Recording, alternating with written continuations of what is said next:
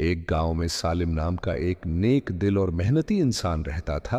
वो निहायत सादी तबीयत का मालिक था और उसकी जिंदगी का मकसद सिर्फ हलाल रिज्क का कमाना और दूसरों के काम आना था। सालिम का खास हुनर शहद बनाना था और वहां आम शहद नहीं होता था।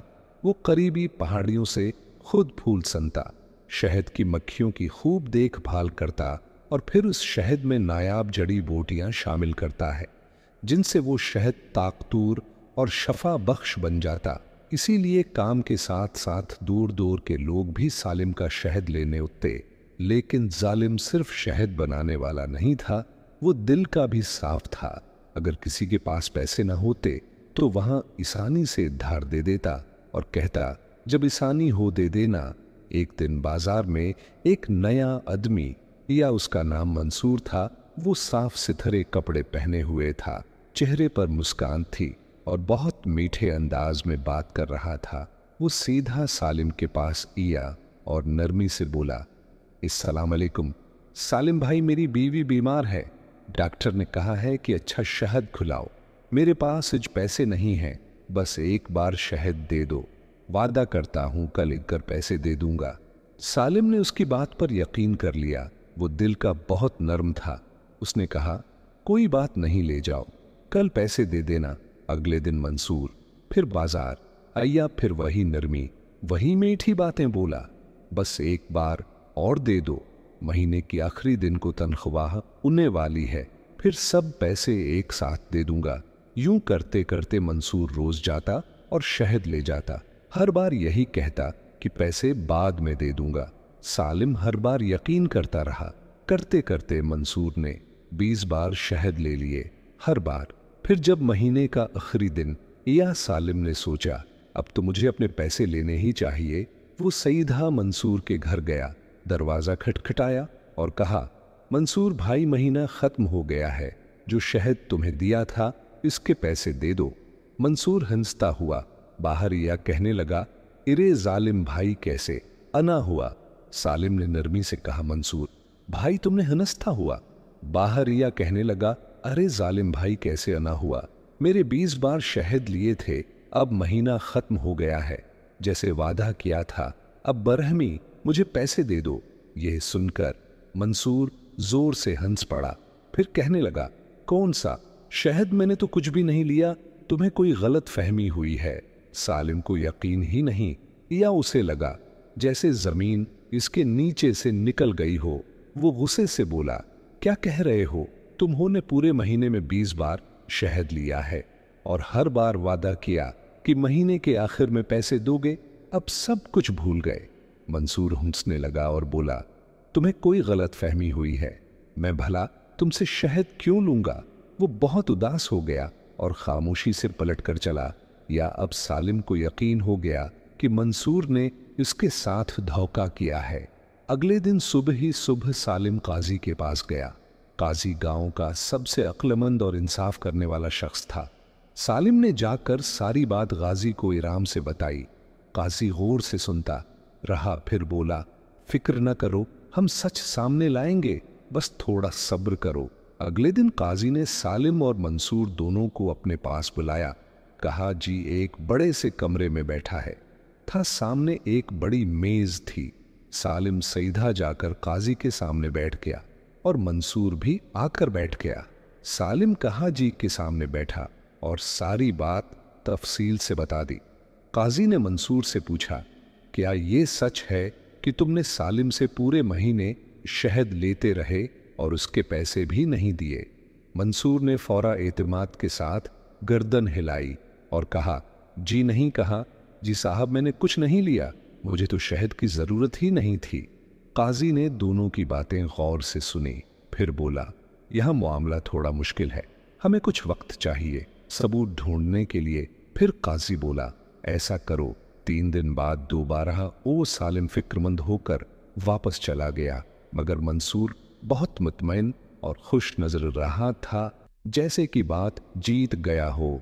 मगर काजी के दिल में एक होशियार मंसूबा था।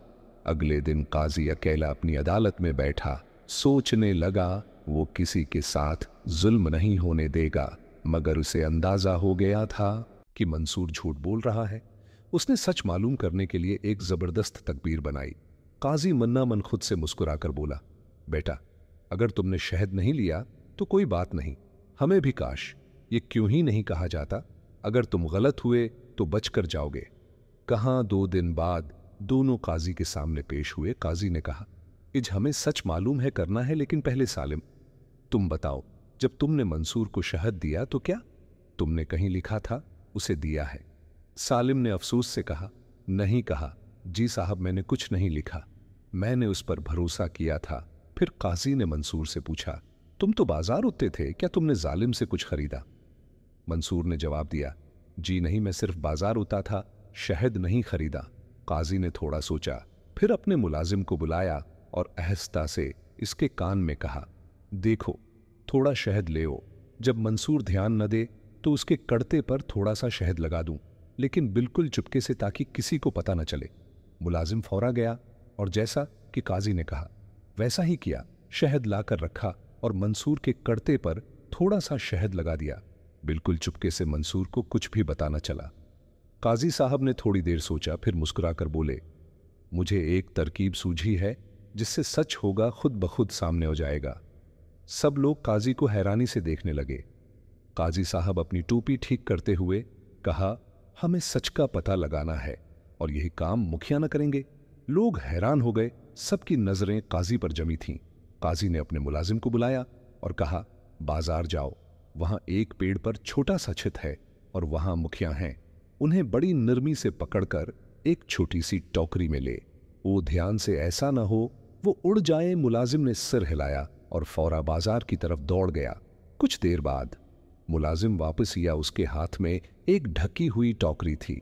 अंदर से मक्खियों की भनभनाहट की आवाजें आ रही थीं। काजी ने मुस्कुराकर कहा, ये जो जालिम का खास शहद है, इसकी खुशबू अलग होती है। इस शहद पर पलने वाली मक्खियां सिर्फ वही खुशबू पहचानती हैं। अगर मंसूर ने वही शहद खाया होगा तो मक्खियां उसकी जेबिस्तीन और मुना के इस पास जमा हो जाएंगे। ये सुनकर लोग एक दूसरे को देखने लगे और जोर जोर से हंसने लगे। मंसूर थोड़ा सा घबरा गया।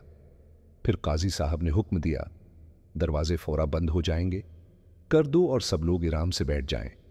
ऐसा ना हो कि मुखियां उड़कर बाहर भाग जाएं। जैसे ही किलाजी ने मखसूस शहद की मुखियां छोड़ी, वो सीधी मंसूर की तरफ लपकी और शुरू हो गया। असली तमाशा, मंसूर ने पहले तो आहिस्ता हाथ हिलाया, फिर जोर जोर से झाड़ने लगा और जोर जोर से बोला, अरे ये क्या हो रहा है? हटो हटो, हंस हंस हर हो, मक्खियों में शहद नहीं हूं, अरे बचाओ, ये मक्खियां मुझे काट लेंगी। फिर वो काजी के सामने नाचने लगा, कभी कमीज की स्तीन झाड़ने लगा, कभी गालों पर थप्पड़ मारने लगा और कभी छलांगे लगाने लगा।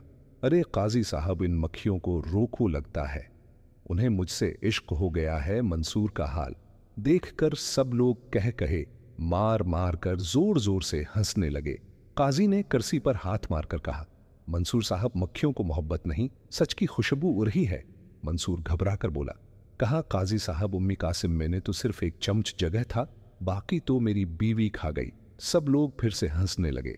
मंसूर फिर शर्मिंदगी से बोला, बस ठीक है, कहा जी साहब, मैं मान गया। मैंने सालिम से शहद लिया था और पैसे भी नहीं दिए थे, बल्कि सिर्फ लिया ही नहीं, इधा तो छुकते छुकते खत्म कर दिया और बाकी घर ले गया। कहां जी ने मक्खियों को वापस डब्बे में बंद करवाया। फिर सीधे होकर कहा, मंसूर, अब मक्खियों से तो बच गए, मगर कराची से नहीं बच सकते। तुमने झूठ बोला, सालिम का माल खाया और गांव के एतबार को ठेस पहुंचाई। मंसूर शर्मिंदा खड़ा था, सिर्फ नीचे झुकाए। कराची ने कहा, तुम्हें 2 सजाएं दी जाती हैं, एक तो सालिम के सारे शहद के पैसे दोगे और दूसरी तुम पूरे 1 हफ्ता गांव के चौक पर बैठकर लिखी हुई तख्ती पहनकर बैठोगे जिस पर लिखा होगा मैंने झूठ बोला। मक्खियों से पकड़ा गया।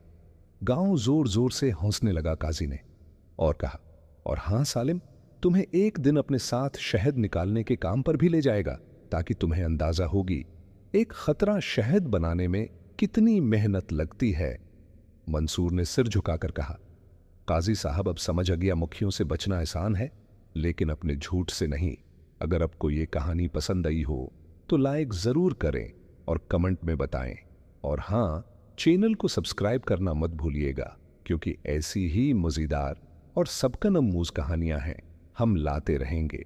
सिर्फ अब के लिए मिलते हैं अगली कहानी में। तब तक के लिए सच बोलते रहिए, वरना मक्खियों का ऊ जान आते हैं।